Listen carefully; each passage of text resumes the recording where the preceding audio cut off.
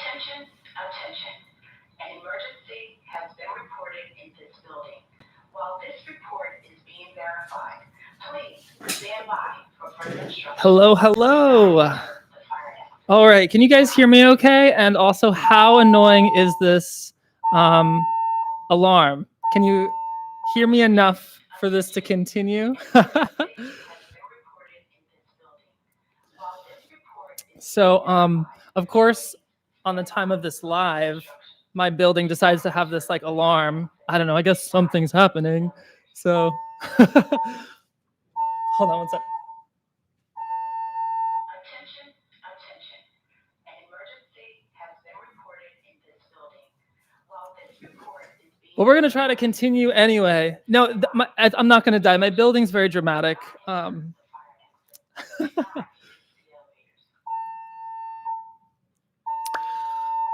All right. Hey, everybody. Hey, Orion, Lunar Flow, Maya, Cushy, Regina, Catherine, YJ, Sage, Lucia. Oh, my God. It's so nice that you're here. Oh, I've missed you, Lucia. Hiram, Stacy. It's so good you're here. Oh, my God. Gunnar, what's up? Paul from Dubai. Awesome.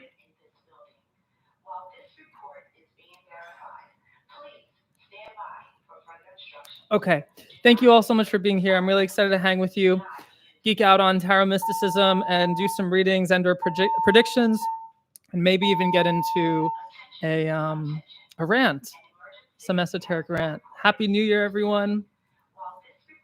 So what I'm going to do today is I'm going to discuss. We're going to discuss two cards today, maybe potentially at some point. I'd like to discuss the adjustment card and the strength card, because as we're moving into 2024. The numerology of 2024 is 8, right? So the tarot cards that are numbered 8 are in the Rider-Waite-Smith deck, the strength card, and in the Thoth deck, the adjustment card. So we have double duty to do today. But they're two different kinds of 8s. So we'll see how far we get into them. I definitely want to talk about adjustment. Well, we'll talk about strength too. And they're both kind of relevant. So I have this like alarm going off in my building telling everybody to get out, but I'm like, no way, I got a live to do, so I'm going to stay here and do it. Oh, it ended. Oh, magic. Thank you guys. You all set the intention and cleared it for me. Cool. So that alarm is like super loud, and I can't tell you how many times it's woken me up, like literally in the middle of the night. It's so frightening. It's just like blasts the whole apartment. And then I'm like, oh my God. But it's kind of like the strength card, because the strength card is all about harnessing energy and organizing energy and experience to where it needs to go to get what needs to happen, which is very much like an alarm system. It's like organizing sound and electricity and alerts. So yeah, it's kind of relevant there.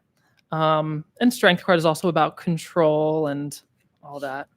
And then adjustment is relevant as well, because the alarm is alerting people to make the proper adjustments to get to where they need to be so that they don't die. But it's off now, so I guess we're good. Hello, Aline. Hey, Marie. Ciara. Now I can turn this volume up a bit and yell a little bit less. Okay, so I'm going to warm up with some readings, and then we'll potentially go into a little bit of an esoteric rant on the adjustment card and or the strength card, and then maybe we'll do a couple of readings at the end. But yeah, so the way I'd like this to work is... if you have a question, I'd like you to put your name in the chat and then put in your question. And yeah, you can like put general, but if you have a specific question, or if you just want to do like a New Year's kind of message insight. And then we'll do like a kind of maybe we'll do a collective reading to start. No, I'll do a couple we'll do a collective reading to start, and then we'll go into a couple individual ones. All right. I will be that thou send Heru, the great angel set upon the operation of the secret wisdom, to his visible hands upon these consecrated cards of art, that thereby obtain knowledge of hidden things in your ineffable name. Amen.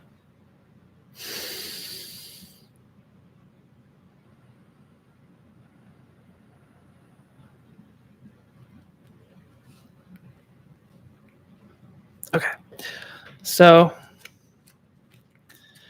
let's dig in. I'm gonna pick one card for the new year and rant about it. This is just like a collective reading for the new year to warm us up. Then we'll do some maybe individual ones and talk about the actual numerical stuff. Okay. Oh, fun, the devil. Oh, I love it. Okay, cool. This is gonna be fun. Okay, so I have a few things to say about the devil. Okay, so first of all, I'm a Capricorn, so I love the devil card. And growing up learning tarot, like finding y'all know that all the major arcana, all the cards in the tarot are attributed to different astrological intelligences and Kabbalistic ideas and such. The devil is attributed to Capricorn. I'm a big fat Capricorn. I have a whole Capricorn stellium, so I'm no stranger to the devil card. So what does this actually mean for 2024? So the devil card, superficially, people a lot of times look at the devil and they think, not that it's superficial, but it can stand for addiction and the shadow self and all of these dark things. But really broadly, it's ignorance. It's ignorance. And it's ignorance not necessarily in this sense of stupidity. And it's not always in a negative sense. In fact, one might even call it divine ignorance. And before I scare you away and think I'm a devil worshiper, I actually want to bring up, I've been outsourcing some knowledge from the Vedantic tradition lately a lot. And Shankara, which is a sage of the Vedantic tradition, brilliant mind of India, Shankara teaches that, I'm going to really, I hope I don't destroy this, I mean no disrespect, but he essentially teaches that there's these levels. And if you read his commentaries on like the Upanishads and stuff, and he teaches that what brings us into incarnation to begin with is ignorance.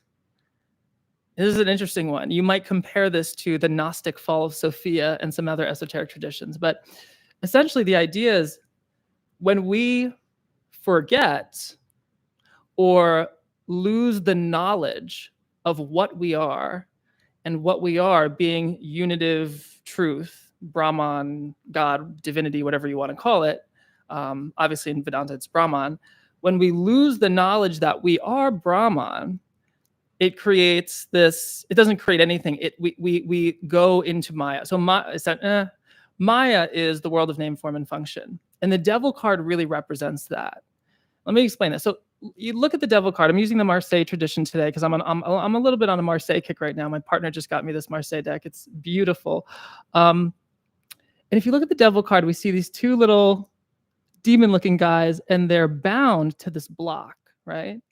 Now, in the Esoteric Tarot, this block is a symbol of half of the cube of space. Now, what is the cube of space? The cube of space is a cube that represents the universe. It represents all the universe created by God. And if you want to learn how that happens, you have to read Sefer Yetzirah.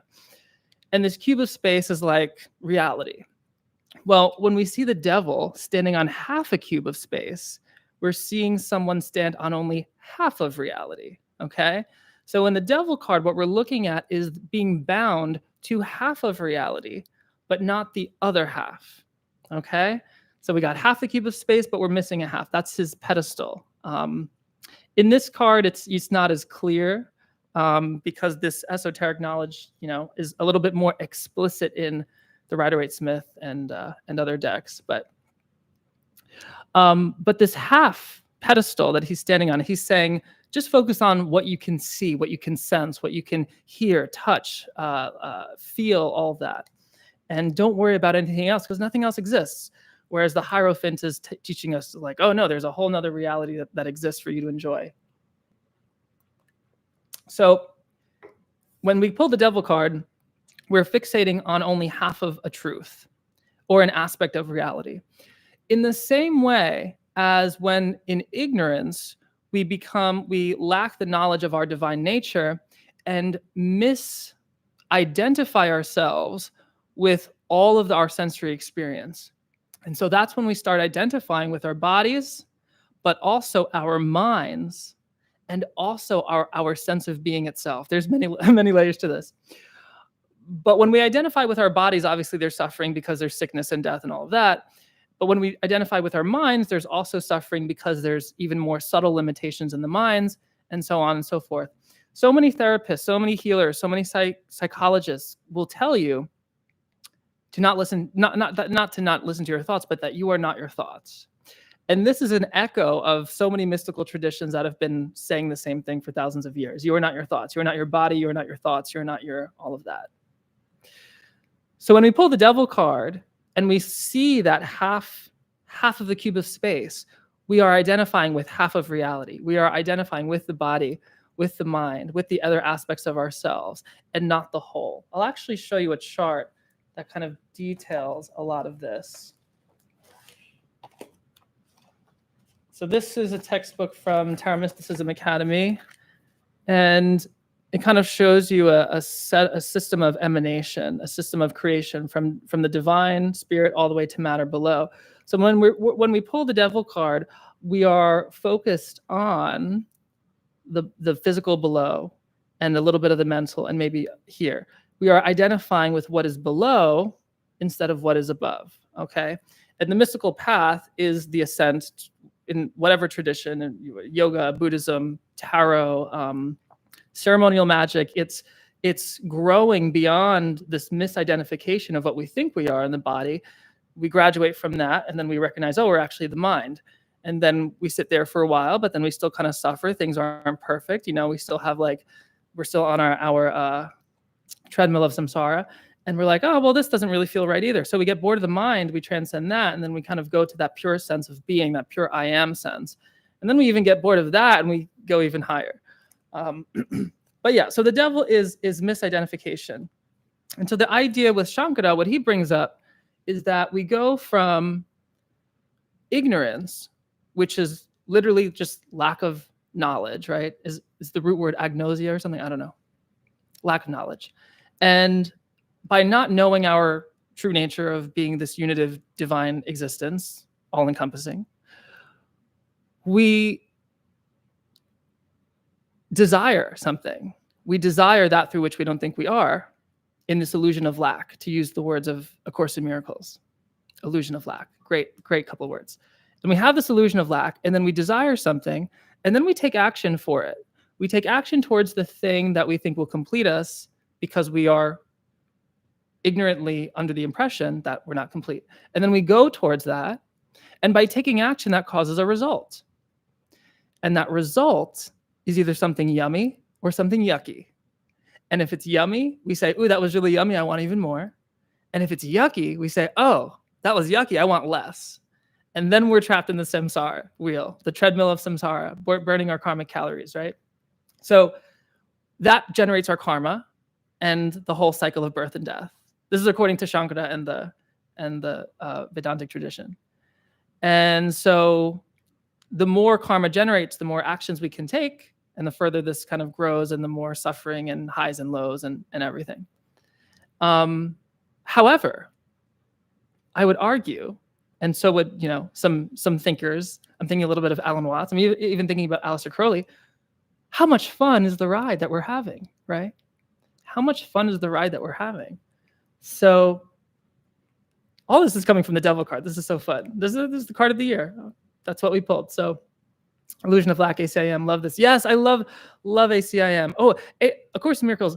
I really want to do A Course in Miracles like something program one year. It's so radical. It's so cool. It's like, it's on the surface, it seems like very peaceful, and it is peaceful, but it's very radical stuff. Like the first line is like, nothing I see means anything. And to connect A Course in Miracles with the devil card, let's talk about that. By the way, if you don't know A Course in Miracles, it's this channeled writing by, I always forget her name, but it's this channeled writing that has a Christian skin. Don't let it scare you away. It's radical non-duality. That's what it is. Radical non-duality. It's in a Christian skin. And it's deep stuff. And if you do it, it's mysticism. It's like if you go through the exercises and really do it, your whole sense of reality will transform. But that first step in A Course in Miracles is you look around and you say, nothing that I see means anything. Nothing I see means anything. And when you do that, what you're doing is you're softening the grip of the devil card. You're softening the chains and starting to remove them. Because when we look at something and we fixate on something and we attach ourselves to something and we flood it with meaning, that's literally the devil card. That's literally what this card is about. This card is the name, form, and function of reality. It's Maya, in a sense. I want to pull I'm not going, do I want to? So think of the devil card as the calculus that we project onto reality through our minds to create life in the human-centric life, right? And I always come back to this example. I like to be meta. So you're looking at a device right now because you're watching me live. And whatever you're looking at, whether it's a phone or a tablet or a computer, it is that device because you name it so, because you have a history with it, you have experience with it, you have a thought about it.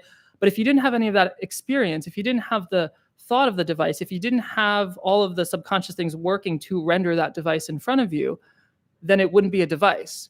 For example, if you were an alien that never saw this device before and saw it, you wouldn't really see it for what it is, right?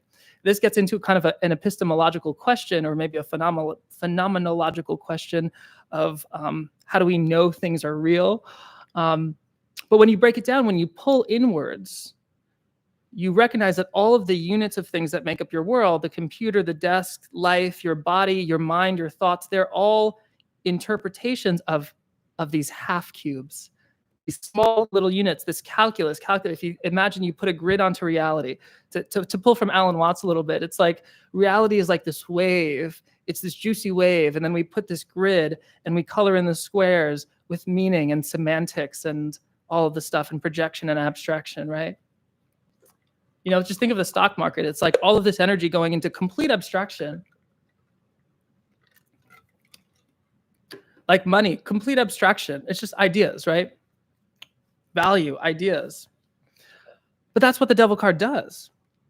He binds us to these like ideas of reality, into this calculus of reality, into this semantic masturbation, if you will. And we have a great time. We do, in all the highs and the lows, right? Even right now, as we're playing our parts of like this idea of Joe, giving this idea of a live, giving this idea of a YouTube. It's like, it's all very abstract. Okay, so what does this have to do with anything?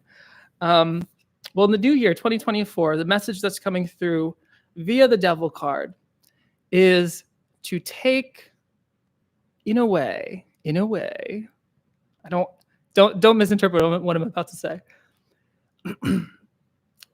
Take your experiences less seriously, but with more reverence.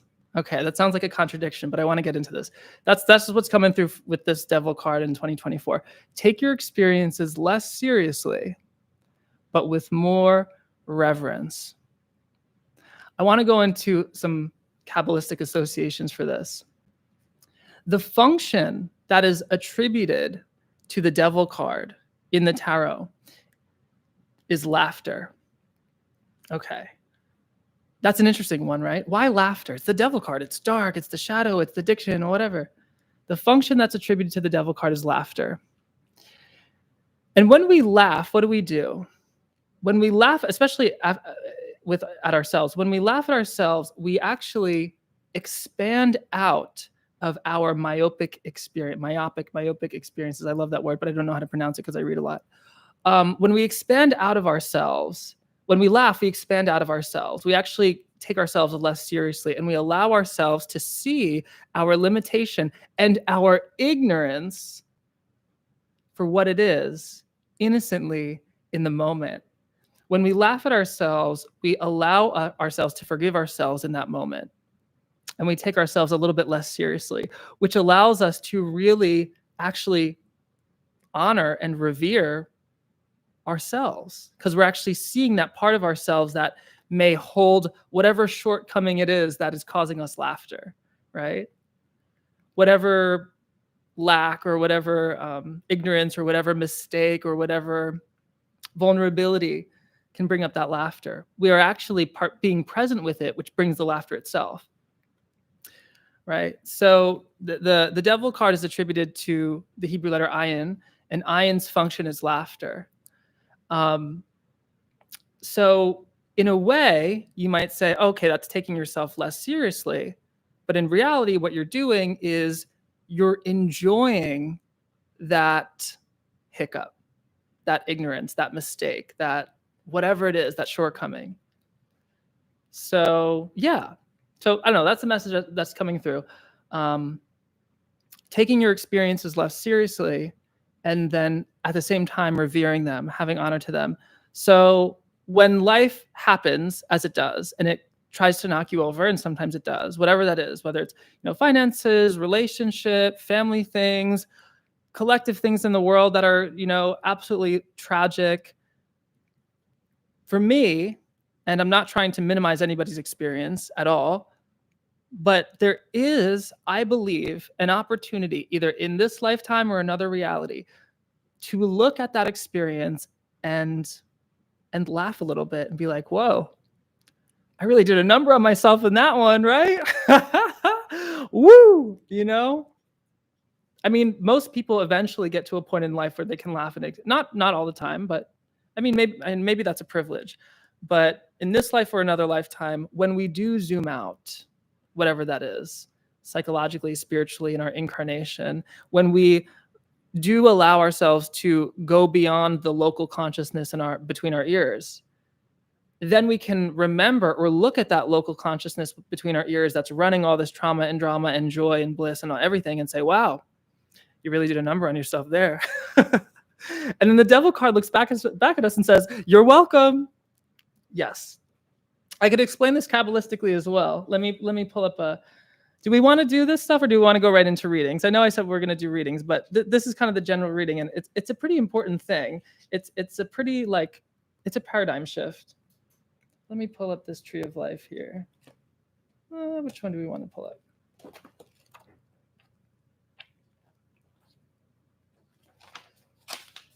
So I'm going to show you the way that the devil card does this and creates the names, forms, and functions of our experience, and how the devil card, plays with us and tempts us into identifying with those experiences.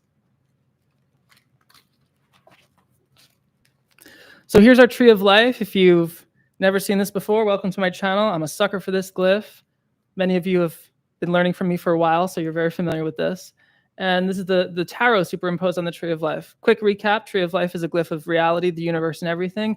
God, spirit is above, matter is below. This is the map of everything. To simplify a multi-generational, oh my God, thousands of years of mysticism, it's essentially reality. God consciousness pours itself into vessels. Vessels pour themselves into other vessels. That overflow continues all the way down to our physical experience right here. Now, what does this have to do with the devil? The devil card bridges two interesting places, Tiferet and Hod. Let me see if I can get a little bit of I want to get a bigger map for you to explain this, because it's a big one.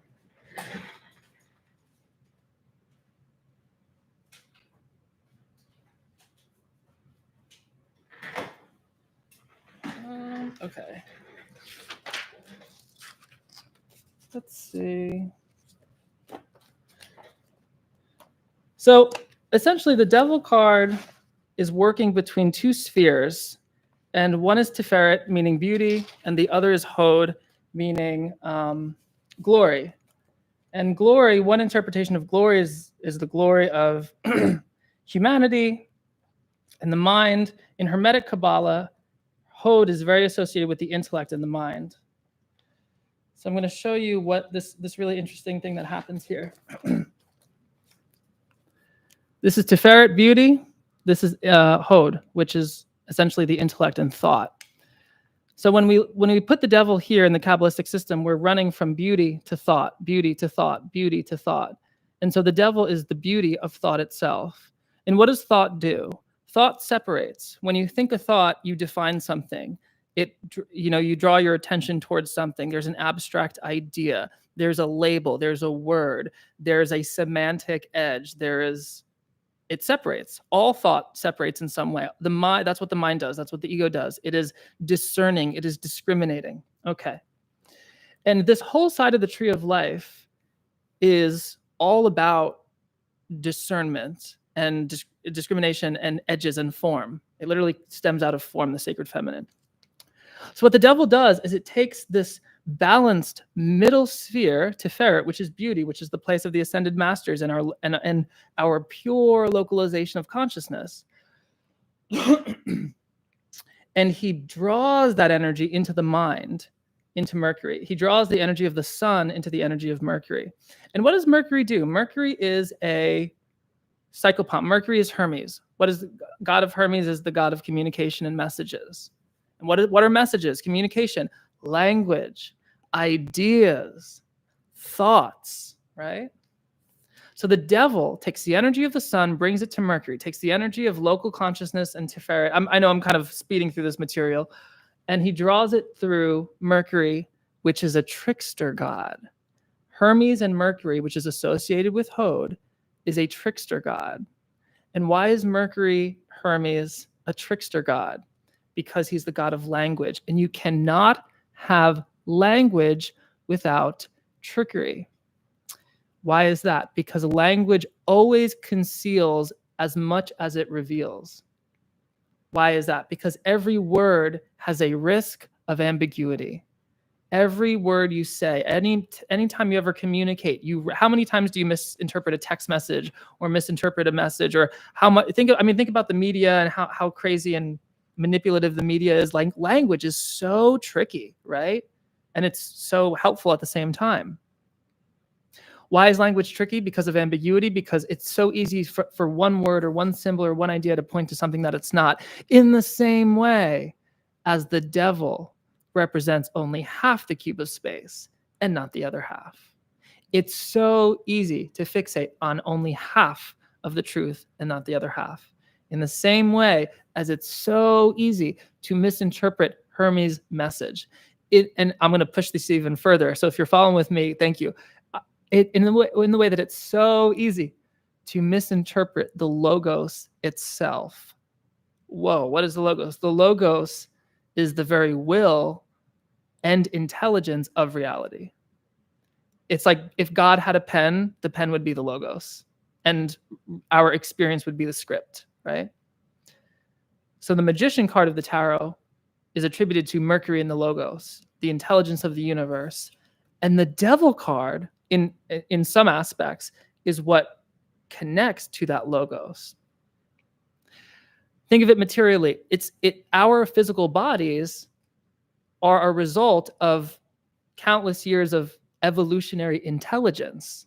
That evolutionary intelligence is also the logos, is also the intelligence of the universe, the shaping power, the ability of the universe to form, right? So the devil card bridges Tiferet, which is beauty, into the mind, into the logos on a lower plane, into Mercury, the messenger, which is, in a sense, the intelligence of the universe, which is the very intelligence that is allowing you to conceptualize me and yourself in this. This is what is allowing us to have this conversation right now in this relationship. This is what's allowing us to dance and have fun and talk about this stuff, because there's an intelligence with shaping power that creates all the forms, that allows for this giant cube of space to be cut into a half cube and continuously cut into more cubes. So we cut reality into these different units and play with them through ideas and abstractions.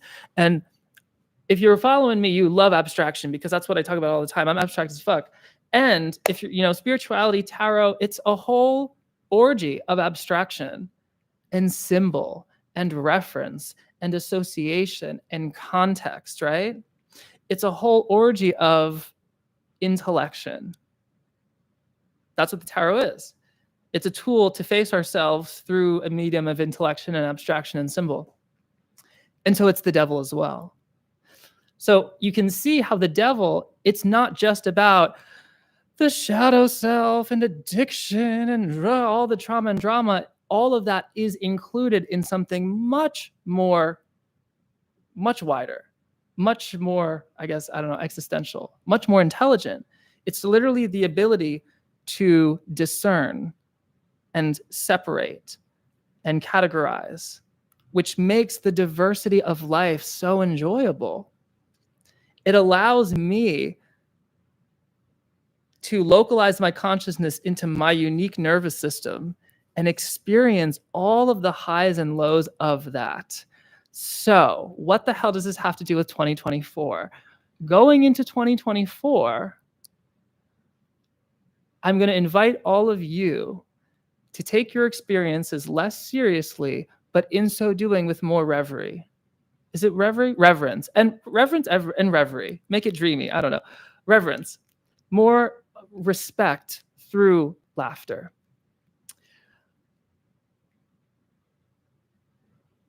And this can be so many things. Your experiences, I use the word experience a lot, and you can actually exchange the word experience the way I use it for the word energy if you want. Your experiences, the energies that are passing through you.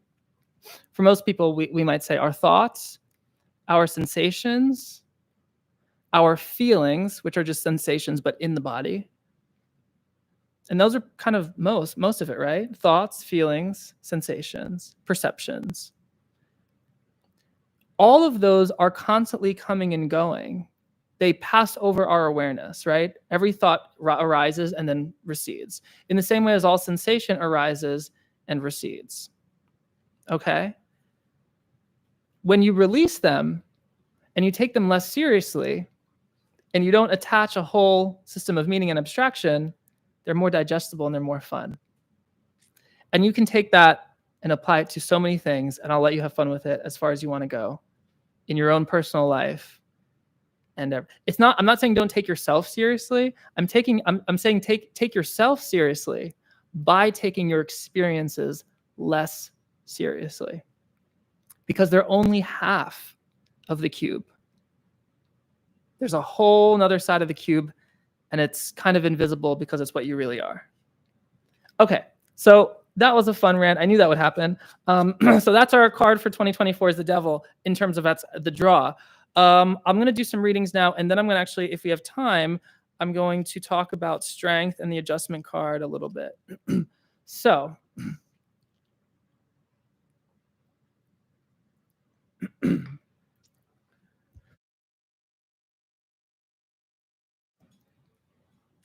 So I'm going to do some readings now. I'm going to start at the bottom and just put your name and your question, and let's have fun.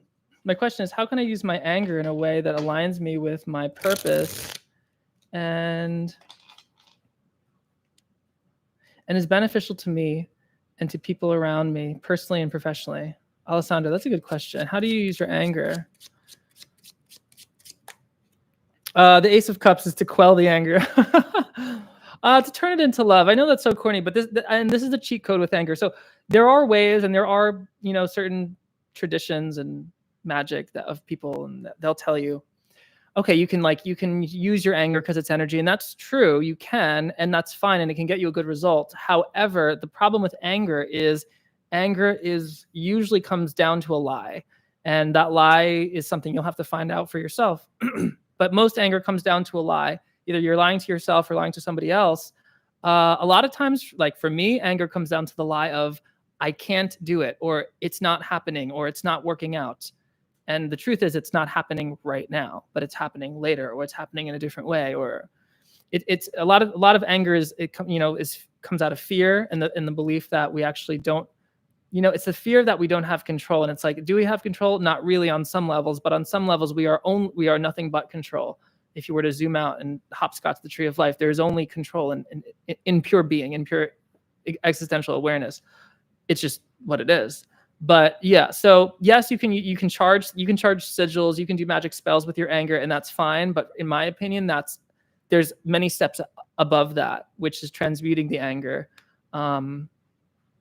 Yeah. I know it sounds corny. I know forgiveness. Oh, screw that. No, forgiveness is the sexiest thing ever, and it's one of the hardest things ever.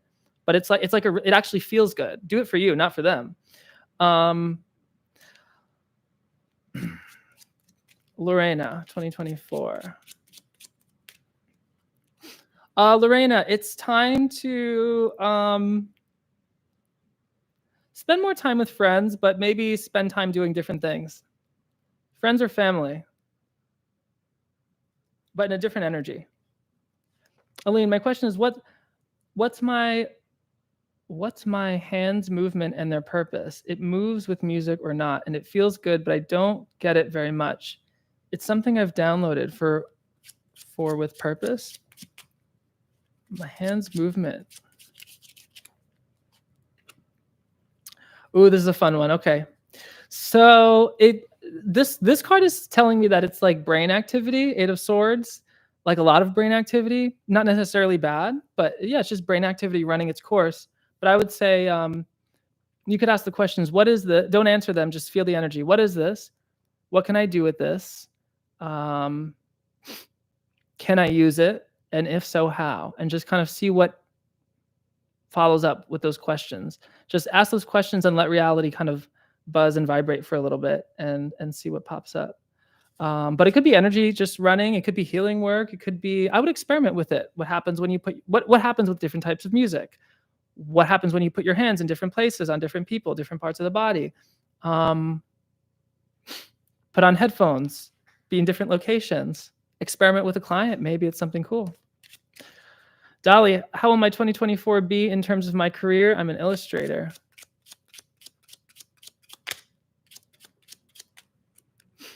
Ooh, this is fun. It's going to be a lot of hard work. I see you doing a lot of stuff, a lot of projects. It's going to take some time. I almost want to say, you know what? I almost want to say, you have such a good work ethic. Make sure you're charging enough for the time and strain and energy of what you're doing. By the way, everyone, if you were really into my rant that I just did on the devil card, I should have said this before. I always forget to do this part, but I run Tarot Mysticism Academy, probably a lot of you know, and we're opening up applications again for 2024. 2024 is going to be a hybrid curriculum combining over a year of courses, combining self-paced courses to learn at your own pace, live classes, training sessions, intensives, a bunch of stuff. And yeah, it's my last time teaching this curriculum. I'm really excited. And there's a lot of special bonuses I'm not even talking about right now. But yeah, if you're interested in that, you can go to tarotmysticismacademy.com/curriculum to get more of the details. And I'm going to put that in the chat. And if you want to like learn this deep stuff, like if you want to learn the tree of life and all these attributions and all the symbolism and like really dive deep into esoteric tarot, if you're ready to graduate from like, what is he thinking about me? Like really dig into this shit. Yeah, go to tarotmysticismacademy.com/curriculum. Check out the curriculum. We have over 10 programs and they're huge. Each course is huge. There's so much stuff there. And yeah, we'll all melt our brains together, have a good time, and I promise I'll put you back together before the end of it. As long as you come to class and do everything, it's amazing. And then not only will you have that esoteric knowledge, but you can do these readings for yourself. So notice how I did like a reading of the devil card for like 30 minutes. I was just riffing off different ideas on various levels, both in terms of like how like practical use, but also esoteric philosophy. If you're into that kind of thing, if you want to really go deep, this curriculum is for you. It's a long one though, but it's really rewarding. And there's a bunch of healing stuff we do too. I didn't even talk about that, but like there's a bunch of healing work we're going to be doing. We're starting Mysticism for Misfits in 2024, which is like the big stuff. That's when you actually go beyond the cards and actually use the energy of the cards in a whole nother way. And that's where the big healing happens. But yeah, I'm really excited. We have some amazing facilitators and just people. The community is amazing too. If you're trying to find your mystical misfit community, TMA might be it. You know, we're a bunch of mystical misfits, crazy people like me, but really a lot of people really focused on their healing journey to help themselves, to help other people, to work this knowledge. And honestly, you know what, guys, I'm just gonna say, I don't play around. Like I really want to see tarot go bigger. I got a lot of Capricorn, I got a lot of Pisces. I'm very ambitious with my mysticism. So much I see tarot as like this thing that's great and it's fun, but for a lot of people, it's kind of like a band-aid. It's kind of like symptom work. And I'm tired of seeing that. I want tarot to change people's worlds like it did me, and mystical philosophy to change people's worlds like it did me, and healing work. So if you're ready to go for that and really transform, then check out tarotmysticismacademy.com/curriculum. It's going to be a fun year. I'm so excited. And it's the last time I'm teaching a lot of those courses too. So, all right, who do we want to do next? Latha, health and what's for 2024?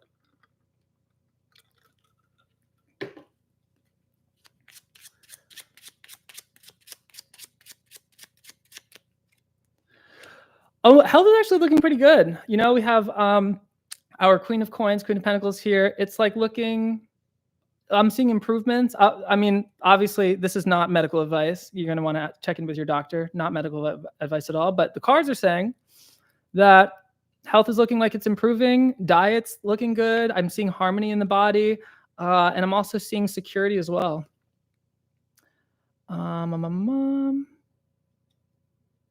Love to know if there's a partnership for me. No, Gox, that's a great question. Is there a partnership for you in the next year in general? My Saturn is in 7th, has been really unkind.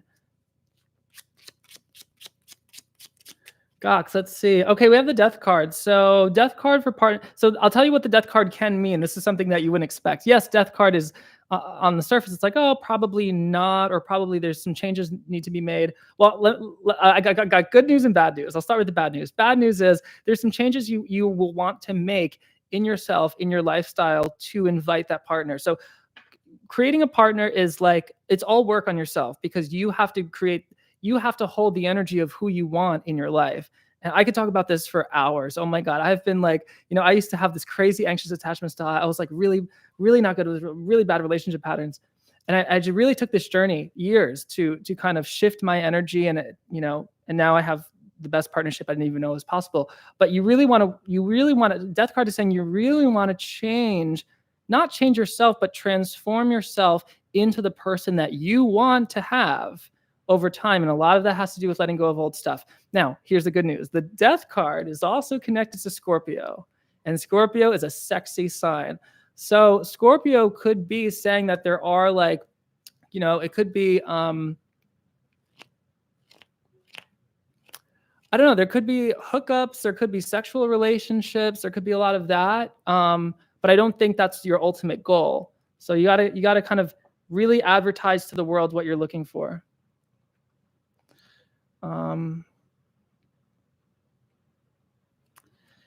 Kia, how long before my holistic business blossoms? Ooh, I love a business question. Is this Kia that I'm working with for PRM, Professional Readers Mastermind? If so, it'll blossom soon. Okay, 7 of Wands. I'll give you a real reading here. Okay, 7 of Wands is a card of effort. It's a card of ambition, but effort. And this is a good card because we're in the wand suit, so we are looking at career here, but the card's saying you're not afraid to take effort, and after a certain amount of effort, there will be a reward, but you have to keep moving forward. This is also a card that's saying you're going to be doing a lot of the work. It's going to be this individual pursuit. All the 7s have to do with the individual. And so you might feel like, oh, there's not a lot of help or support. And in business development, that's kind of true, especially in the beginning, unless you have like the money and resources to hire a team immediately, like a lot of it's on you. But the 7 of Wands is a card that usually ensures a victory if you can move through all of that. So 7 of Wands, I'm getting, give yourself a good year before things really start to happen. I'll also say this as a business owner to another business owner, and especially, by the way, everyone, I have something called the Professional Readers Mastermind, where I mentor people in becoming professional tarot readers. But I'm not going to lie to you, it's a lot. It's a lot of work. It took me years. But once if you learn from somebody that knows exactly what to do, when to do it, how to implement it, in terms of the technology, the marketing, the infrastructure, where to put your energy, it's so much easier. If I had a mentor like that, it would have been easier. But for you, I'm saying give it about a year, really push through it. But I do see the rewards, and I see these are going to be things that you create for yourself. At the end of it, you're going to be like, oh my God, I literally did all of this. Whoa, what am I going to create next? Yep. That moment for me was amazing. I was like, I can't believe I created this. A whole school. There's hundreds of people. Oh my God. It's wild. It's so fun. But keep going at it. The world, a lot of the world is built on hoping and expecting you'll give up. And it's so easy to. It's so easy to stop. But keep going one step at a time. And one other thing with business is there's really no failure, because when there is a perceived failure, there's always an awareness. There's always new things that you learn. And I'm not going to pretend that it's all easy. Like, I've had countless nights of crazy frustration and wanting to throw my computer out of the window. But at the end of the day, I learned something really amazing. Lynn here, what energy should I use this next year cycle to become an upgraded and smoother running version of myself? Ooh, I love this. I'm loving the cyberpunk language, because that's my fantasy, is like, okay, smoother running, upgraded version of yourself. Let's check it out. 5 of Cups. Okay. So,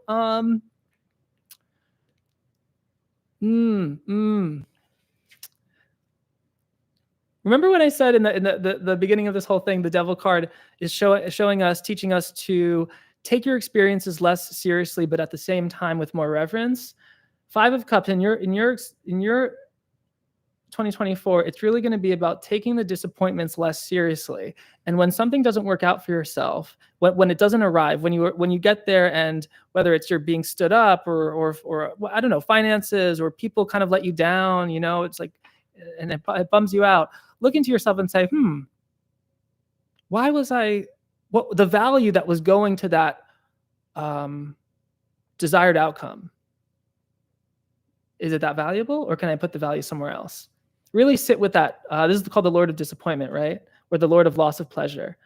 When the yummy thing doesn't come, sit with that discomfort. Lean into that discomfort and say, okay, where else can I create that? And enjoy the letdown, because the letdown is an indication of something.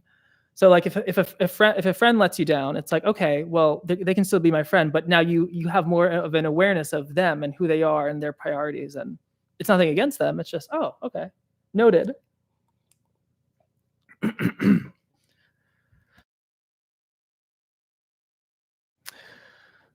Varisha, thrice a charm. Please ask a yes or no question. Am I going to start grid working in 2024? That sounds really cool.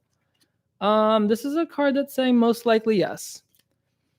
YJ, should I quit my job? I want to change things where I'm at, and I think they need to change. I'm a teacher. No one is listening to me, though. It feels I'm only teaching kids to take tests. Oh, YJ, I can't pretend to understand that struggle, but I do know how messed up education systems can be, and how, speaking of the Devil card and the grid that is projected onto reality, the organization, putting everything into squares and labels and whatever, that's very Devil card stuff. Let's see. Okay, so we do have the King of Wands. So I would say here's the thing, the King of Wands, the message is this: if there's another position or another career that is clear in your mind that you can kind of see a path to, I would say yes. I wouldn't say yes if you don't have that path or vision yet, because the King of Wands is showing me a very clear position of influence, and that could be it's either the teaching position you have now, or the other position or career path that you clearly have in mind. But if you don't have that other career path in mind, I would stay for the teaching right now. Hi, Joe. I'm Dinda. That's such a cool name. How's my career in 2024? Ace of Pentacles, Ace of Coins. We're looking at so this is an opportunity. It could be a new job. It could be a raise, but it's an offer. It's something that you'll either take or you won't, and it will most likely benefit you down the line, especially financially. LOL the lesson. Yes. Kimberly Porter. Oh, what can I do further? My relationship with my Ishta Devata. Am I currently doing the right thing? Ooh, that's a good one, Kimberly. Okay. How do you further the relationship with your Ishta Devata? Okay.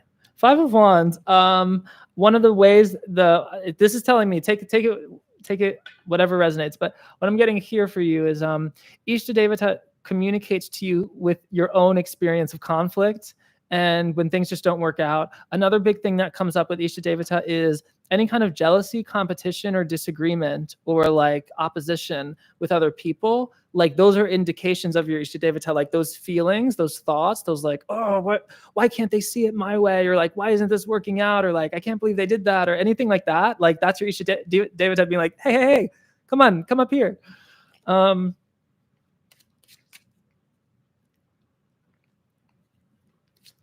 Lucia, what do you see for me 2024 regarding my readings? Ooh, okay, this is a good question.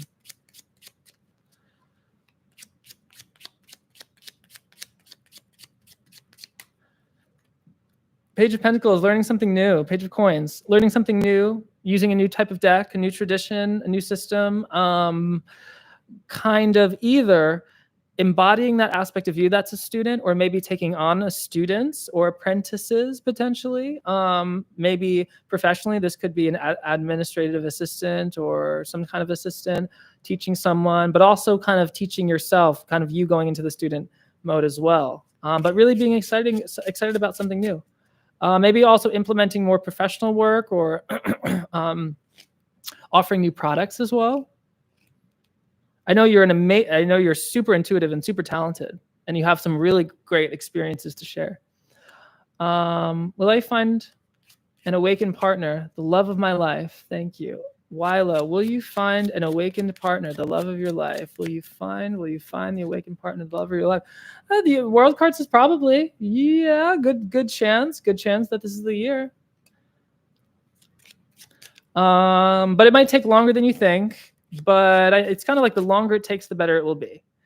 And the world card takes a long time because it's the world. It's a lot. It's the last card of the deck. You got 77 cards to get through until you get to the world card. It's also a card of Saturn too, which might say, well, does Saturn have to do with like love and relationship? Well, more than you might think.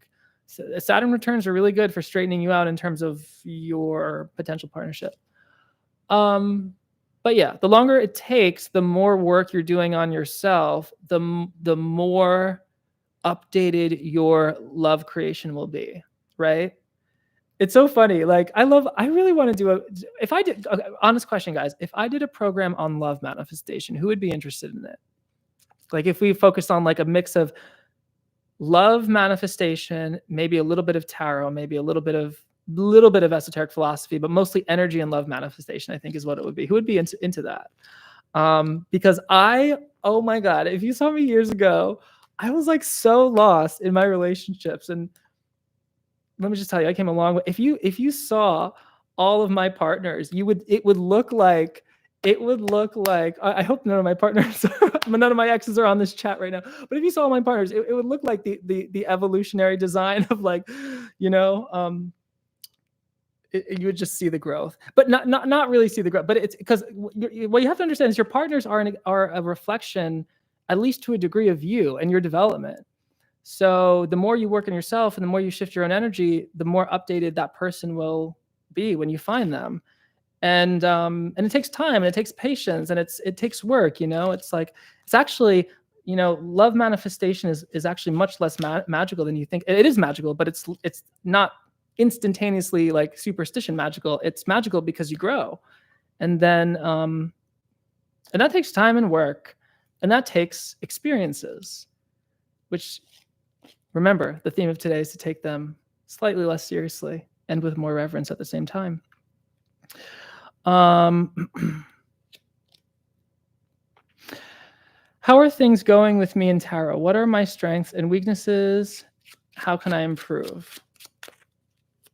All right, Snow, let's get into this.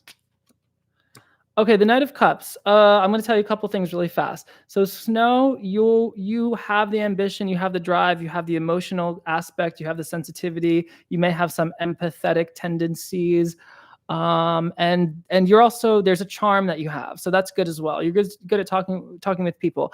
You can go deeper. Well, to be honest, I mean, this is my point of view. Most tarot readers can go deeper, but this is definitely, Knight of Cups is good, but Knight of Cups can go a little bit deeper sometimes. And so what I would say is, I would say, if you're not in Tarot Mysticism Academy, I would look at the curriculum, because that's what the curriculum does. It goes deeper. A lot of people, there's 3 general planes of tarot. Most people read on either the first plane, sometimes the second a little bit, but there's so much more in the second plane to look through in terms of abstraction and meaning and symbol and depth. And then there's a whole nother plane that most people don't even know exists, that when you start working with it, you won't even recognize tarot by the time you're done with it. It's a whole different thing. And I teach all 3. That's why the curriculum lasts over a year. And yeah, it's a lot of stuff. So I would recommend looking at TMA, or, if not TMA, look at different books, look at past authors' decks, study some tarot history. I would also say, honestly, healing, personal development, I'm really into. So I would recommend that. But yeah, go a little bit deeper, but at the same time, always enjoy it. Like, enjoy what you've mastered so far. Erica, hi Joe, a small snake got into my house and formed an Ouroboros on my floor. What message is it sending me? Erica, I think I love that. That's a wink of the universe. That's just a wink of being, right? The Ouroboros is, it's so many things. It could be so many things, but I would say, for me, the Ouroboros is like this, it's this, oh, you're going to get me on another tangent, Erica. The Ouroboros, to summarize a bunch of stuff really quick, is consciousness beholding itself. Is you recognizing yourself. It's like the universe winking at itself and being like, aha, here we are, in its completion, in its knowledge of itself. And one might call the experience of that in the local body mind, one might call that love. One might call that awareness, but really there's no words to it, because remember, every word has the opportunity to deceive. Every word has ambiguity. Remember, I was talking about Hermes and the trickster god earlier. Melanie, what will my spiritual path look like this new year? Absolutely. Let's check it out. Okay, 5 of discs. So anything that's holding you back materially, financially, health-wise, it's a time to slow down and really take in. It's interesting. I was just talking about the Ouroboros. Really take in the moment. Really be present with the moment.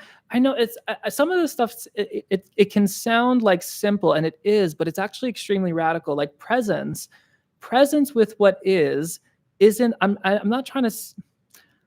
I'm not trying to like sell you on like a self-help book, but at the same time, it's like presence. When you're present, that's what you are. Is the presence itself. So when I say be present, it's like, it's not because there's a problem to deal with. It's because there's a reality to recognize. And that reality is the present moment alone. It's like the study A Course in Miracles. If you study deeply the tarot, all this stuff is bringing us back into the Ouroboros, the snake eating its own tail. It's beholding of itself. It's us being present with us, not local what's between our ears necessarily all the time, but just the moment. And then in that moment, there's a deep level of freedom. There's a deep, boundless level of freedom, because there's no forms in the moment, in the present moment. There's no boundaries in the present moment. There's boundaries in time and there's boundaries in space, but there's no boundaries in presence and consciousness. And getting there to that moment and releasing all the boundaries of the matrix of whatever is like, at least what is the path that I'm on, is a lot of what we do in TMA. Eventually, the tarot becomes an illustration of that path of releasing the boundaries. I have to get my phone because I promised my partner I wouldn't be on here too long. Let's see. Okay.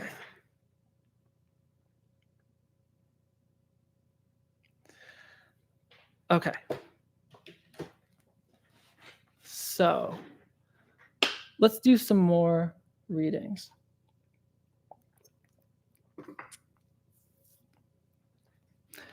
What does my soulmate look like? Maybe a hint for their name. Will I have them soon or this next year?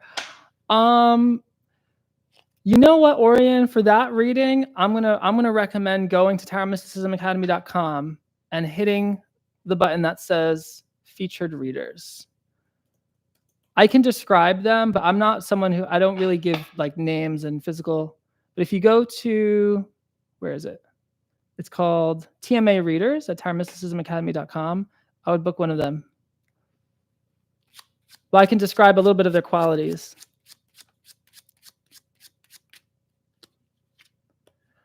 Okay, so caring, nurturing, relaxed, maybe not the most ambitious, kind of like still, loving, beautiful in their way, probably beautiful to you, which is the most important part, you know, like, yeah.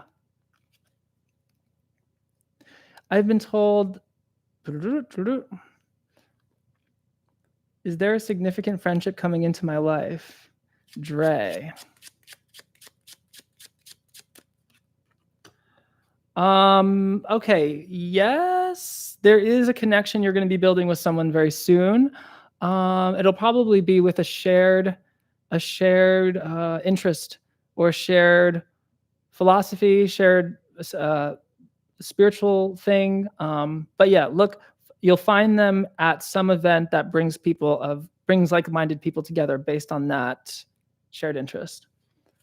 I've been told that I am good on picking up on things. Should I get into tarot readings? BPR, I think everyone should get into tarot. I definitely think so. Yes, so we're looking at King of Coins here. So yes, you should get into tarot readings, and you'll have a unique spin with tarot. Tarot will help ground your natural abilities. Discs, I've only heard of wands, swords, cups, and pentacles. Oh, discs are the suit used in the Thoth deck. Yeah, discs were one of the latest updates of the suit of Earth from Crowley's deck. Pentacles was the Golden Dawn update, but before that, I think it was just coins or something. Oh my God, I've been doing your free online classes and I've learned so much. Love your tarot courses. Oh, thank you, NA. I'm so glad. Yeah, there's a lot there. You could get really good at tarot from those courses. Thanks so much. I definitely recommend checking out the master curriculum, because that is over a year of courses and it goes even deeper, and it involves a lot of fun stuff. Really, really getting a rich understanding of every single card, every symbol, all the attributions, your personal growth. With all of that, reading methods, there's so much there. And we have applications open for 2024. I think they're open. They should be open. I'd like a message about my tarot mystical magical path this new year. Veer, okay.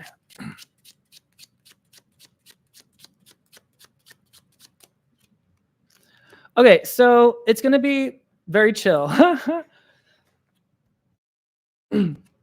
I'm going to recommend meditation, anything that calms the nervous system. Not because there's a problem, but it's a good thing to have. Anything that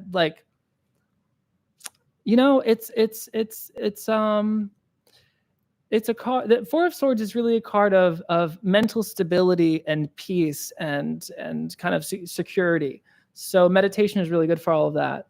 Clearing the mind and but also creating the conditions for that to happen, right? So, unless you're a Buddha, it's not always easy to achieve higher states of consciousness at any time, at any place. So create a space that works for you, and whether it's a scent or a candle or a color or like a meditation pillow, or create that space for you to do that work so that you do it regularly,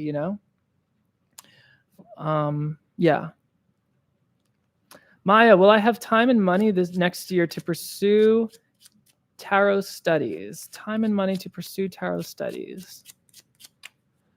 Three of Cups is yes. Generally, yes. You may find a lot of your tarot studies through community, friends, connections online. There's a lot of stuff online you can already start, right? Well, time, yes. Three of Cups is all about enjoying what you enjoy. And so I definitely see this as a big possibility for you. But I would say make it a priority and allow you, it's giving yourself, I have a lot of students in all stages of life, right? I have a lot of single moms, single dads, all types of things where people they have a lot of commitments, and time is hard and money is hard. And I totally understand that. So this is what I'm going to recommend to you based on the card and based on my experience. put some, not all, but some priority into your self-care, which you should be doing anyway. And I know it's hard. And in a way, giving time to self-care is a privilege to an extent. I understand that. But put some time into your self-care, and that self-care can be the tarot, can be your study. When I teach tarot, one of my first courses, the tarot divination course, it's you'll master the meanings of the tarot, but in many ways, there's many ways I teach the tarot in that course alone. But one of the ways that you learn the tarot is through journaling from various journal prompts that target the energy of the cards within you. And when you do that, when you target the energy of the cards within you, you get closer to who you are. There's a lot of self-reflection and growth that happens merely by going into the card in you. So it's not just like, oh, Six of Wands means victory and leadership. That's cool. It's, oh, when was I a leader? When did I have my biggest victory? And when you can feel the energy of that, that's the Six of Wands right there in your body, in your mind. Now you have a much more intimate relationship with it. So I would recommend connecting with the cards. Sarah, to sign up for TMA, I think you need to apply and have an approval first. Yes, so TMA, so there's the master curriculum, which has an application process. And the way that works is you fill out a short survey, and then we meet, and then we chat, and then we go from there. So everyone that comes into TMA meets with me first. Yeah. Christy, should I pursue another career position, recognizing that this may require more of my time and energy? And by the way, the application process, well, it's not something you have to prepare for. It's just, you just have to show up and be yourself. That's all. Show up and be yourself. We'll get to chat one-on-one and move on from there. But yeah, a lot of people have gotten even that interview alone really sets you up for whether we work together or not. That interview sets you up for a lot of success and is very important. So should I pursue another career position, recognizing that this may require more of my time and energy and be more stressful? Christy, ooh, the Hanged Man flipped. So I would say I would wait a little bit. I don't know. It depends. How much will you sacrifice for it? Go into your body and feel that new career path. Follow the feeling. Hanged Man is saying probably not right now, but you have the freedom to. You can choose to. Hanged Man is saying maybe not. What do you see for me in 2024 spiritually wise, please, and tarot wise?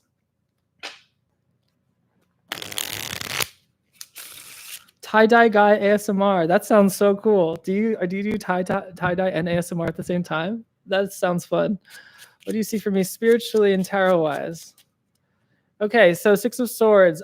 Spiritually, we're looking at, this is interesting, using your mind more. Now, for a lot of people, I would say use your mind less, because normally we associate spirituality with the letting go of the mind, letting go of the ego, and all of that. But Six of Swords is telling me that you're going to be using your mind through creative pursuits or through problem solving and helping people a lot with your own solutions.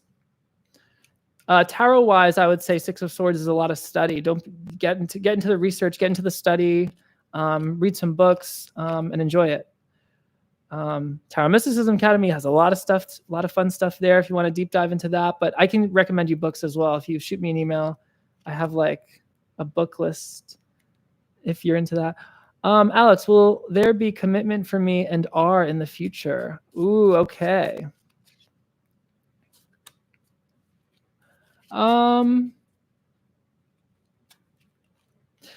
Okay. Eight of Swords is saying, I wouldn't hold your breath.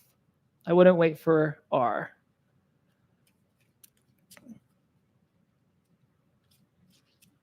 Have to figure out time and commitment. So TMA, every program at Tarot Mysticism Academy has a self-paced pre-recorded version. So I have students all over the globe, different time zones, different lifestyles, different, schedules.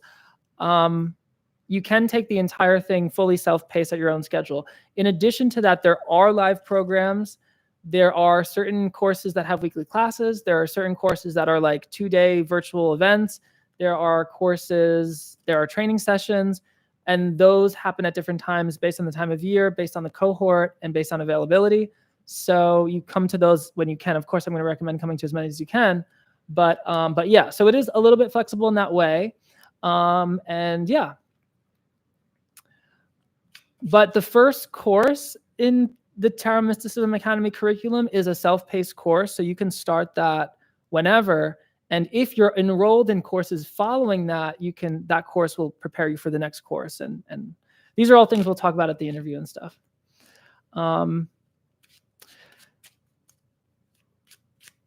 You know, I'm really not a planner. Like, in a way, I'm a planner. I'm very ambitious, and my team has told me very kindly that I'm actually very organized, which I've never heard in my life, really. But in a way, I have a lot of Pisces in me, so the schedule changes here and there, and I'm always adding bonus courses and bonus programs. Like, we just added a Read with Confidence Tarot training that's going to be February 3rd and 4th, which is a 2-day intensives on reading the cards, getting confident with your practice. It's a really great program.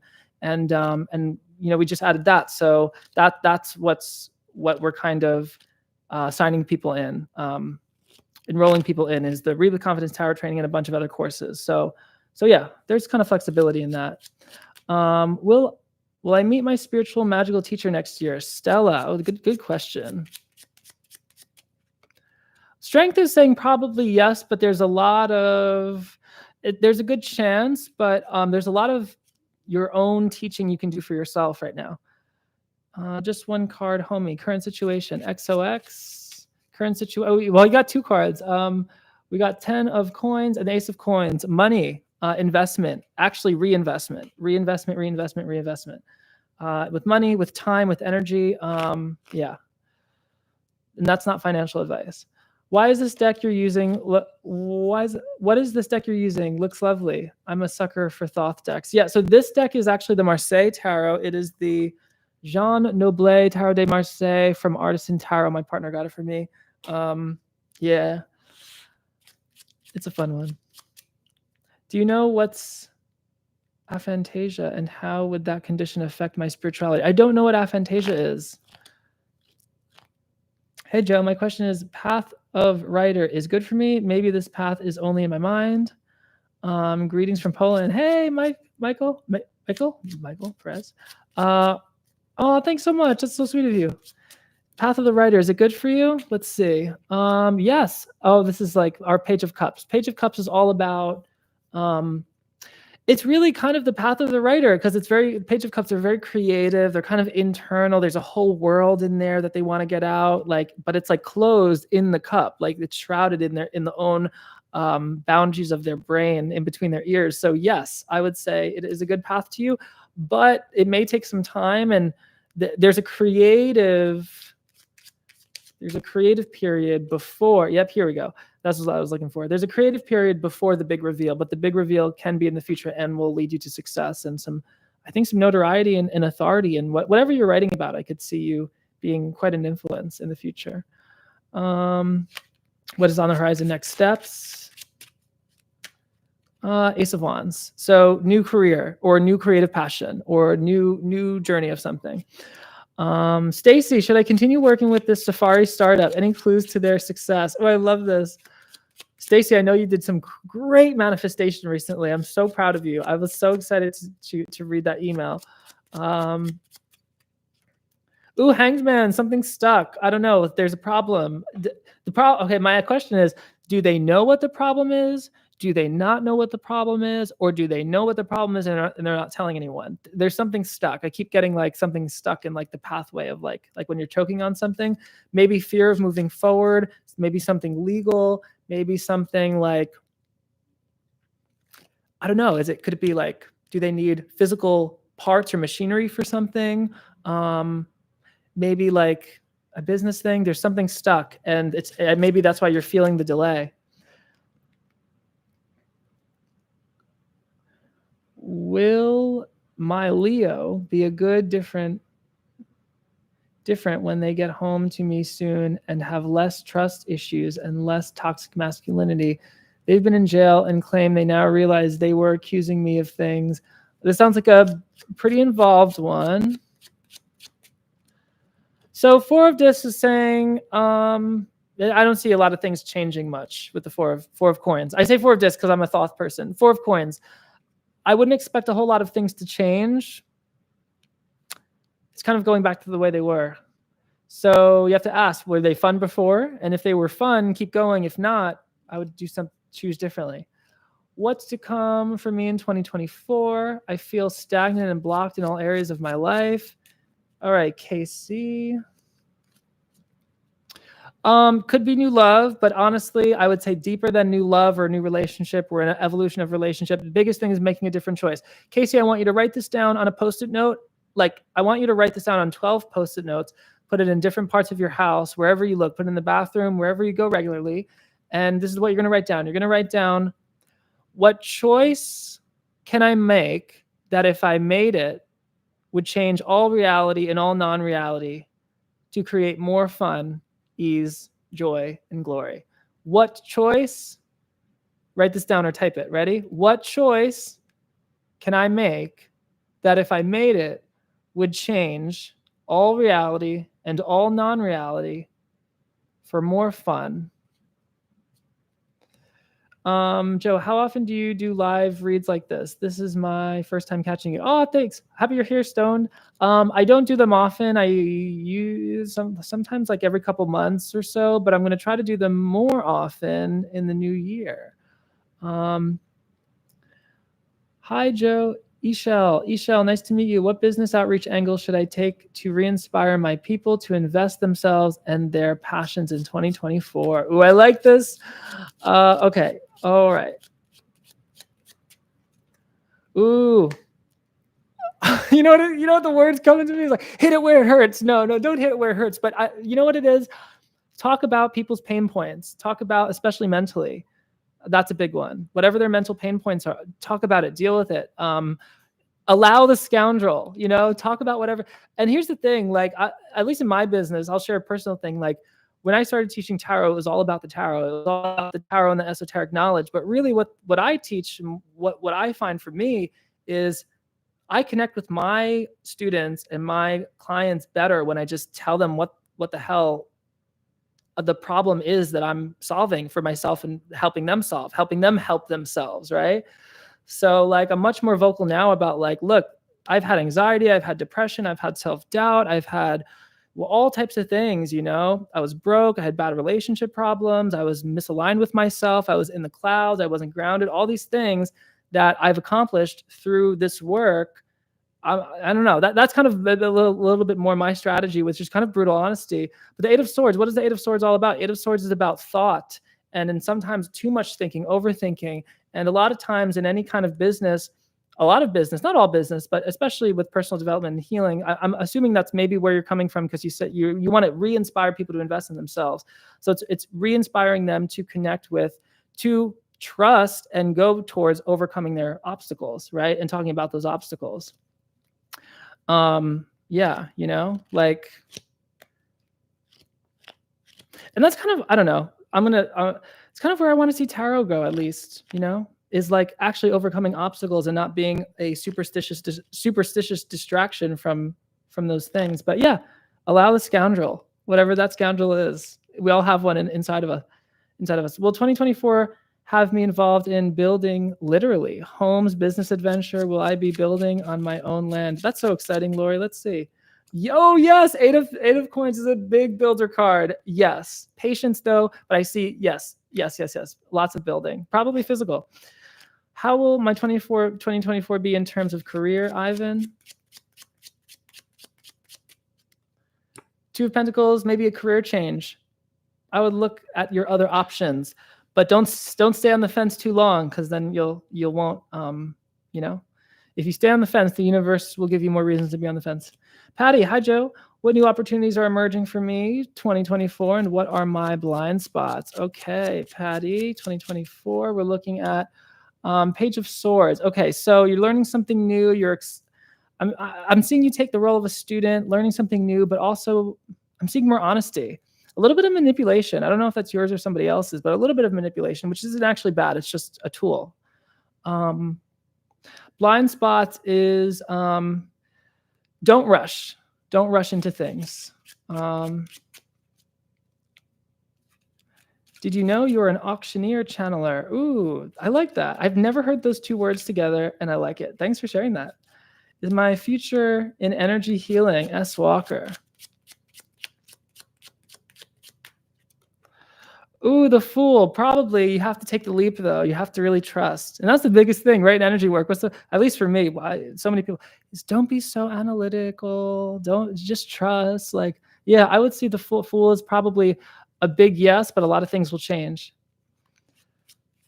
How will you, Sophia, how will your 2024 go? Thank you. Okay, let's see.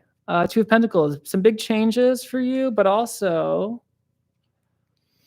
yeah, you know what? I see you at different, like a new environment and with a maybe a different source of income. Magic and mantra. What action should I take for a most fulfilling 2024? Great question. Enjoy what you've made for yourself. Enjoy family. Enjoy all the pleasures that, because you have to recognize right now all the things you've created for yourself that you didn't think was possible years ago. Whether that's relationship, friends, family, things that you have, pleasures that you enjoy, and at the same time, let them go. Have gratitude for yourself for attaining them, and recognize that a lot of them don't give you the same pleasure anymore. So in a way, look for new goals, become more ambitious, but enjoy what's moving through you. What do you see for 2024 in terms of school possibility, my tarot journey, or social life? NA, magician is, you have a lot of choice. You have a lot of talent. You're very smart, very smart. Whatever you do you're going to be great at it. You're very adaptable. I'm feeling the neuroplasticity, like you're a smart cookie.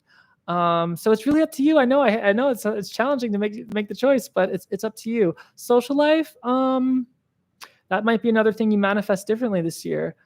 Tarot journey, study, and really play with it. Really play with it. Get more into the flow.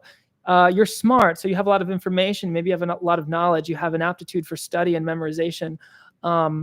Take that, but let it bridge into a flow when you're reading. Let me check the time.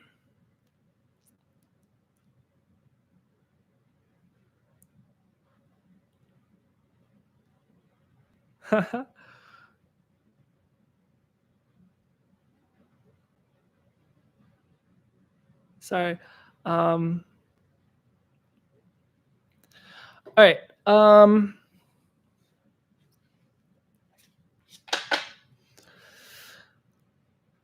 Let's see. My financial situation in 2024. Did I answer that already? I forget. I'll answer it again.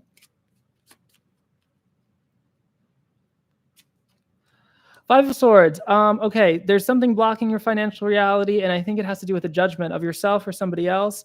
There's a conclusion you've made. You've pinned it into place from another lifetime or this lifetime, and it essentially says something to the effect of, that's not me, or that's not what I'm about, or that's not what I represent, or that's not what I'm aligned with. And I want you to break down your judgments and conclusions about things, especially of other people. That'll help your financial reality. But yeah, it could also be you're judging yourself for your financial reality. And so let that go.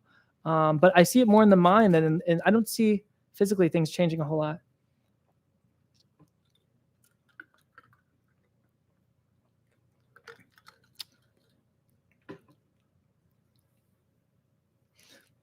Magic and Mantra says, thank you. I'm enrolled in your courses. They are so amazing. I've learned so much in a short time. Oh, thanks, Magic and Mantra. That means so much. I'm so happy to have you.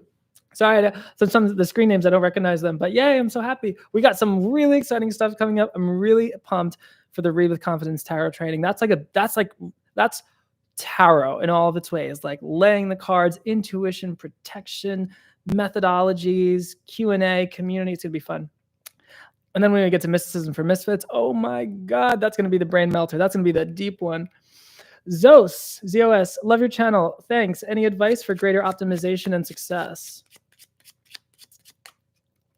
Okay, greater optimization is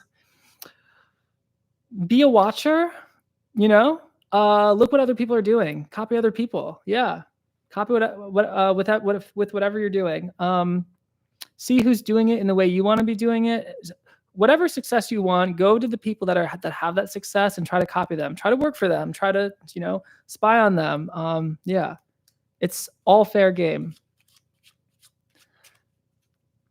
Can you tell me if my soulmate will come in 2025, 2024? Oh, we got 2 cards. Okay, so we're looking at our Knight of Wands and 2 of Swords. Good chance, yes. And here's what we're looking at. So I see the soulmate. I don't see the fire necessarily. I don't see like the passion, the romance yet, but I see the soulmate, which is interesting. So I'm wondering if this will be a friend first. And I feel like this person is not going to have there's not going to be enough traction to build that romance. I'm seeing them kind of come and go, but I feel like that's okay with you at least at this stage, because Knight of Wands is they're very unpredictable. They're kind of elusive, but they inspire you. They make you happy, and you make them happy. So I see you enjoying each other. Now that's what's right now. You can totally rewrite the script for yourself. Shane, looking to start tarot reading to the public. Tips from the card will be appreciated. It's practice and practice and practice and practice and practice. Yep, practice makes as close to perfect as we can get. And also just doing it and doing it again and doing it again. There's really no mistakes. Will I get a job I enjoy in 2024? Yes, and it will be something that you'll use your empathy, emotions, or sensitivity for. Or I'm seeing if you have a job right now, the position may shift into something more emotional or more personal, more people focused. Thank you for so much, everything you've given to the world. Oh, thank you so much, Sage. That means a lot. Lindsay, relationship between me and my partner in the beginning of 2024. What good things can I look forward to? All right, Lindsay. Ooh, okay. This is fun. I feel like the two. I'm not saying you argue. Well, if you argue, I'm seeing the arguments become easier, or the discussions, or just conflicts between the two of you. Conflict resolution. That's what I'm looking for. Conflict resolution will go up. Problem solving will go up. And I actually see the two of you becoming a little bit more. I actually see the two of you becoming. This is interesting. A little bit less emotionally involved in conflict resolution and more rational. But within that, I see the two of you seeing each other more for who you are, which allows more diversity in the relationship. It allows more of a dance, right? If you're not synced up all the time, if you think of a dance, we come together, we go apart. We come together, we go apart. You don't have to be completely synced all the time. You can go your separate ways. And when you come together, it will be really even more fun.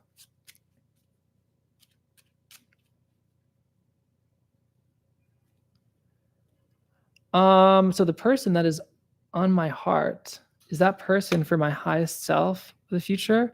I don't think on the grand scheme of things, no, but in the beginning, yeah. For right now, yes. What does the universe want me to know 2024? Yes, Gian, let's see. What do we have here? Okay, so trust, and here's the big message for you. Take the risk, because it will provide you the momentum you need to actually take less of a risk. What do I mean by that? When you are on a bike, the faster you are on that bike, the lower the chance you'll fall over, right? So take the risk, move, do the thing, and in the motion of it, in the momentum of it, in the flow of it, it will afford you more stability because you'll be moving.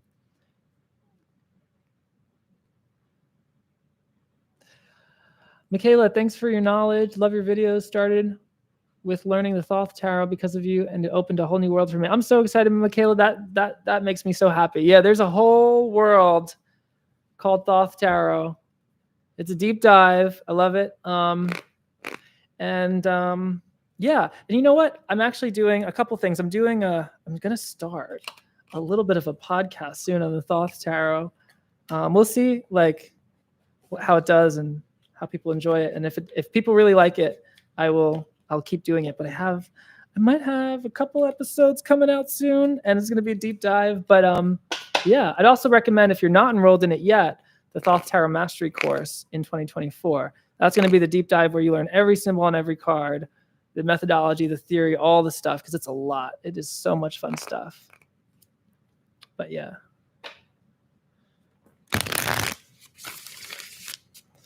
Hi, Joe. Been lurking for a bit. It's comforting to watch your vids knowing there's more out there. Oh, thanks, Kevin. Yeah, there's so much out there. There's so much knowledge. There's so many books. Any advice for drawing more love into my life? Yes. All right, magic and mantra. Advice for drawing love into your life. And then I'll do one more reading, and then we'll close out.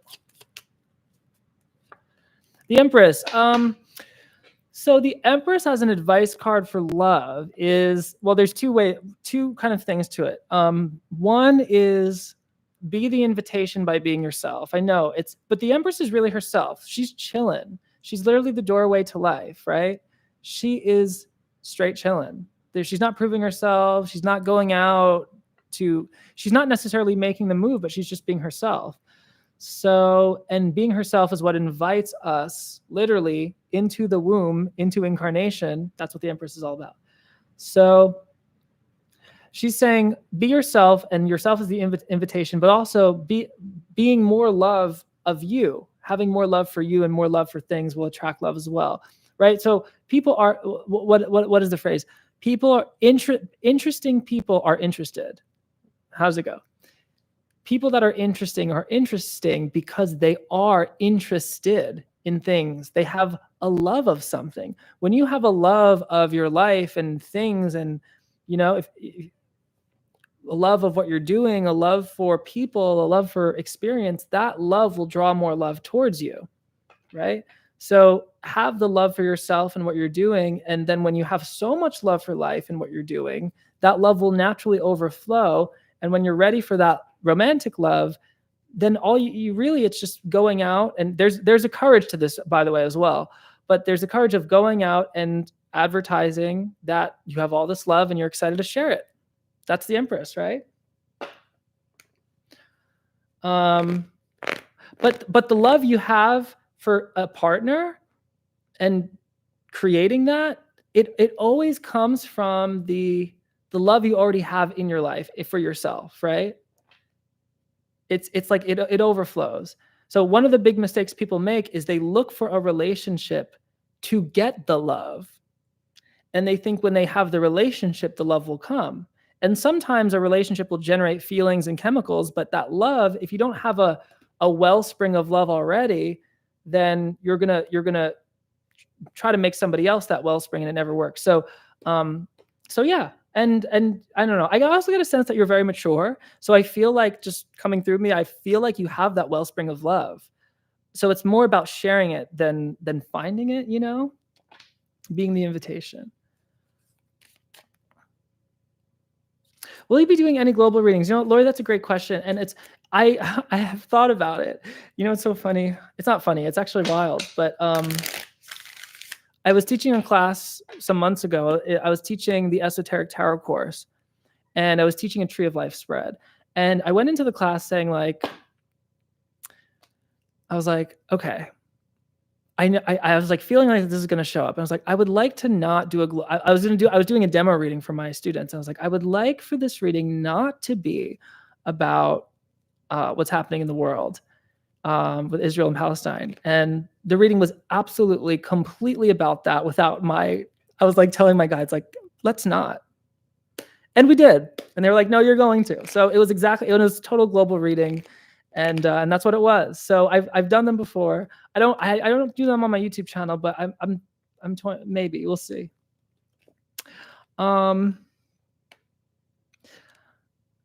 Hey Joe, so good to catch you live. I love the tarot and have learned so much watching you. Do you have a message for me? Yes, Ali. Let's jump into it. I'll do like Allie, and then I'll do one more reading, and then we'll close it for the day.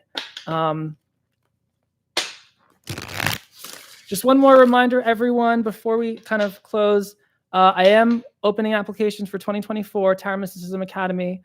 We have a master curriculum, 2 years of course material, over 11 programs, everything from tarot reading, Thoth Tarot, Esoteric, Kabbalah, astrology, healing, energy work, meditation, altered states of consciousness, mystical philosophy. And I'm really excited. It is the last time I'm teaching a lot of these courses, but if you do want to learn this at this level, I would definitely recommend checking it out and applying. The application process is pretty simple. It's a short survey, and then it's an interview with me.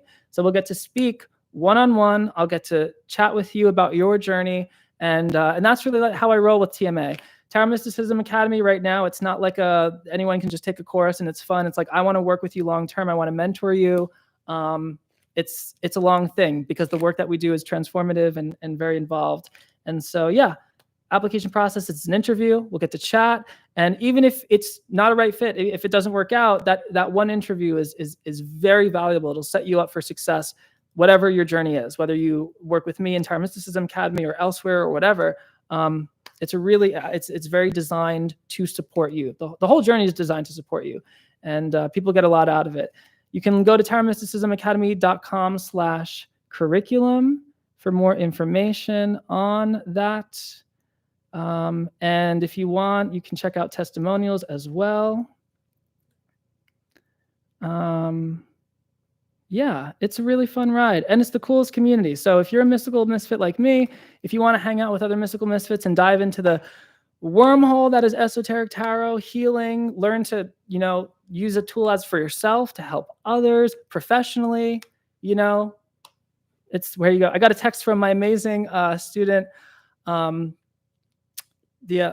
too long ago. She was reading on a yacht, which is so cool, Elizabeth. And students they're killing it. Marzi, how much is your course, Joe? Please. So there's many courses. There's actually 11. So there's all different tuition options, different packages. There might be a scholarship available at the time you enroll. Depends on when at the time you apply. It depends on when you apply. So there's different options. All of that we'll talk about at the interview. If you're accepted into the program, we'll talk about different options. Finances have never been an issue for anybody. Yeah. Now, of course, I'm so ADHD. I lost my place with, was it? Oh, okay, Allie. Yes, I remember. Okay, I didn't lose you. All right, Allie. Watching you. Do you have any message for me? Okay, Allie, let's go into Allie's message.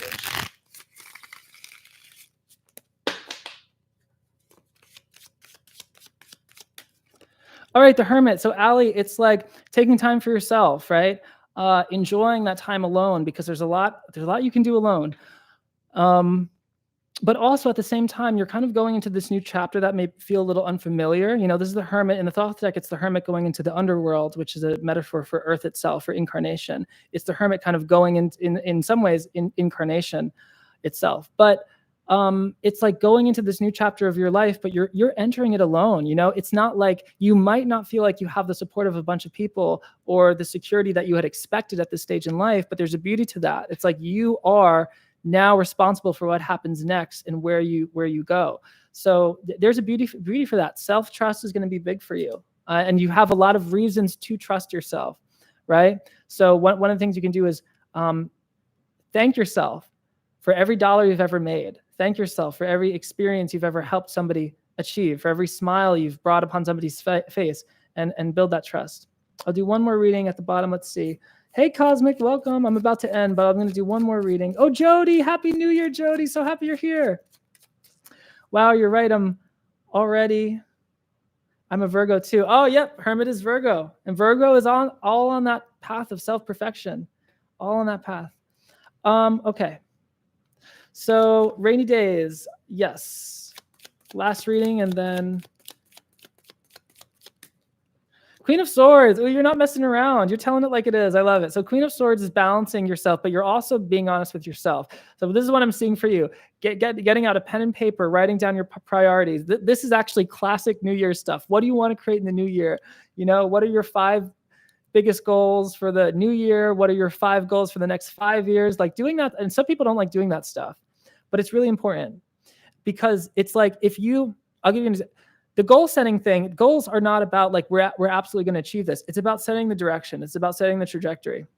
So we all have the same amount of time in a day, and we all have different brains, but we're all working from the same universal energy. And you can take that energy and do 1,000,001 things. A lot of people, there are people in the world that just kind of waste their energy and don't move to where they want to be. And that's fine, because they're not really wasting it. They're choosing what they want, or they're unconsciously choosing. You want to get to the place of consciously choosing. And the way to do that is to really see what is important to me right now and what's less important to me right now. And that's what the Queen of Swords does. Why does she do that? Because she is the first 2 decans of Libra. And the sign of Libra is all about balance and priorities and karma and balancing your priorities, right? So Queen of Swords is also about brutal honesty with yourself. So you're going to want to really sit with yourself and say, what do I want? What's important to me? And then go for it. And just be very perceptive of the thoughts and the feelings that come up in throughout this process, right? It's a brave thing to do. And yeah.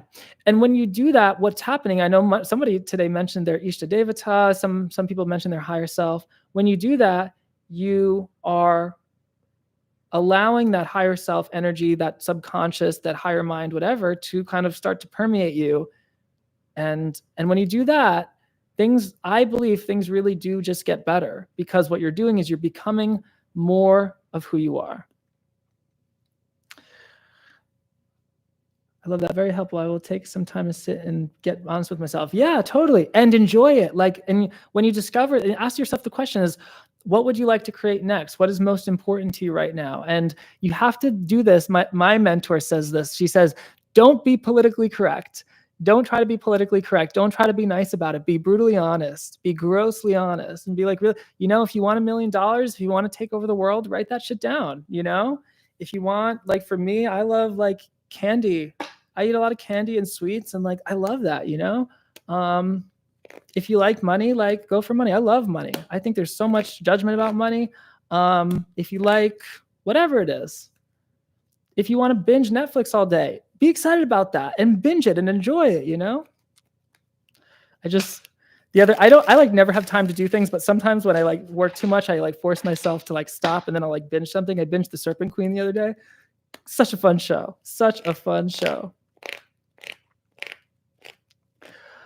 All right. So, thank you so much, everybody, for being with me. This was really fun. Remember that initial message for 2024. We pulled the devil card today, and that is take your experiences less seriously. Don't focus on half of the cube. Allow the whole cube of space. Whatever is appearing right now is just momentary. It passes. And in taking these experiences less seriously, you have a deeper reverence for who you are and the diversity of your experience as a conscious being, localized between your ears. If you have any questions about me or Tarot Mysticism Academy, you can find stuff at tarotmysticismacademy.com. I'll link the curriculum one more time. We are opening applications for 2024. It's the last time I'm teaching a lot of these programs. Give it a look at the curriculum, see what your intuition says. There's a lot of courses there. It's, again, a combination of self-paced courses, live courses, all types of things. And honestly, the coolest community freaking ever. Our people rock. They're just so loving and so smart and so serious about the work. But yeah, honestly, guys, the tarot that I work with is transformative. That's what I want to see. I want to see people using tarot to get closer to themselves, to be more of who they are than yesterday, to, get over their stuff, their inner blocks. We all have karma. We all have our inner blocks. We all have our whatever old beliefs we have to overcome. And have more fun, and enjoy life and enjoy the diversity that is presented through, right, that devil card, that like the abstraction, the calculus that is projected over consciousness to create all the names, forms, and functions of our experience. So, yeah. Thank you all so much. So much love. I will see you in the next wormhole. Bye-bye for now.